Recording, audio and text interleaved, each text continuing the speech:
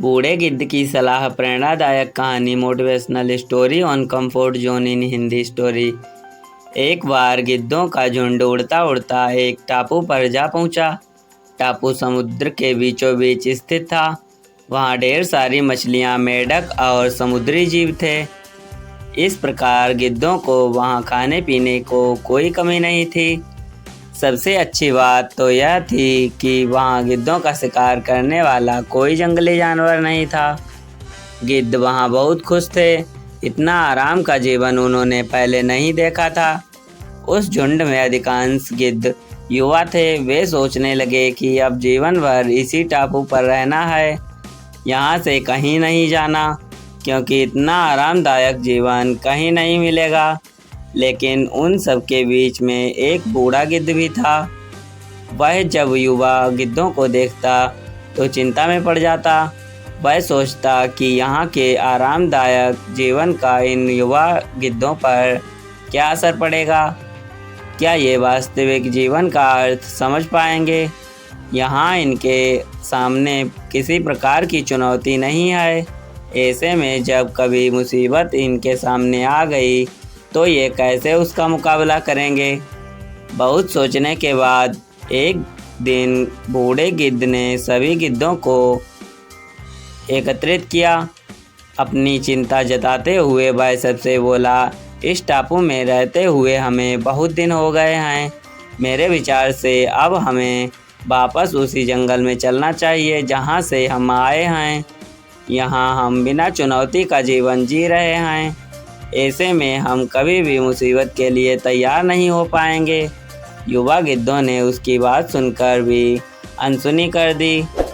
उन्हें लगा कि बढ़ती उम्र के असर से बूढ़ा गिद्ध सठिया गया है, इसलिए ऐसी बेकार की बातें कर रहा है। उन्होंने टापू की आराम की ज़िंदगी छोड़कर जाने से मना कर दिया। बूढ़े गिद्ध ने उन्हें समझाने की बहुत कोशिश की। तुम सब ध्यान नहीं दे रहे। आराम के आदी हो जाने के कारण तुम लोग उड़ना तक भूल चुके हो। ऐसे में मुसीबत आई तो क्या करोगे? मेरी बात मानो, मेरे साथ चलो। लेकिन किसी ने बूढ़े गिद्ध की बात नहीं मानी। बूढ़ा गिद्ध अकेला ही वहाँ से चला गया। कुछ महीने बीते। एक दिन बूढ़े गिद्ध ने टापू पर गए गिद्धों की खोज खबर लेने की सोची और उड़ता उड़ता उस टापू पर पहुँचा। टापू पर जाकर उसने देखा कि वहाँ का नज़ारा बदला हुआ था। जहाँ देखो वहाँ गिद्धों की लाशें पड़ी हुई थीं। कई गिद्ध लहूलुहान और घायल पड़े थे। हैरान बूढ़े गिद्ध ने एक घायल गिद्ध से पूछा, यह क्या हो गया? तुम लोगों की ये हालत कैसे हुई? घायल गिद्ध ने बताया, आपके जाने के बाद हम इस टापू पर बड़े मज़े की ज़िंदगी जी रहे थे। लेकिन एक दिन एक जहाज़ आया। उस जहाज़ से यहाँ चीते छोड़ दिए गए।